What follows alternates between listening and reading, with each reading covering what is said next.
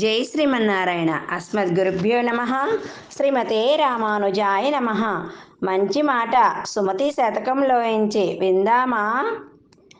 ఎప్పుడు సంపద కలిగినా అప్పుడు బంధువులొత్తురది, అది ఎట్లన్నన్ తెప్పలుగా చెరువు నిండిన కప్పలు 10,000 చేరుగదరా సుమతి.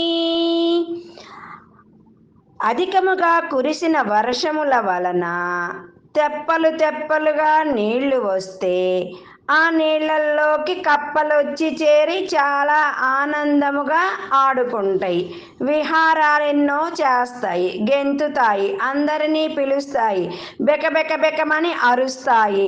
ఇవి కప్పలు ఎంతో విన్యాసం చేస్తూ ఉంటాయి నిండుగా ఉన్న కొలనులో. అదే కొలలలో నీళ్లు లేకపోతే కప్పలే రావు.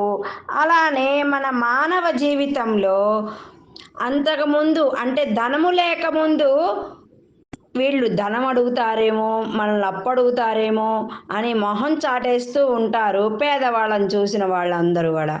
అదే ఈ పేదవాళ్ళు కొన్నాళ్ళకి ఉన్నవాళ్ళు అయితే ఈ మొహం చాటేసిన వాళ్ళు, పలికి పలకనట్టుగా ఉన్నవాళ్ళు, చూసి చూడనట్టుగా ఉన్నవాళ్ళు, వీళ్ళందరూ కూడా ఆ ధనము గల్లా వాళ్ళ ఇంటికి వెళ్ళి ఎంతో పరిచయాలు పెంచుకొని ఆనందంగా ఉంటారట. అందుకని ఈ పద్యం ఉదాహరణ ఎంత బాగా వివరించారో. జై శ్రీమన్నారాయణ.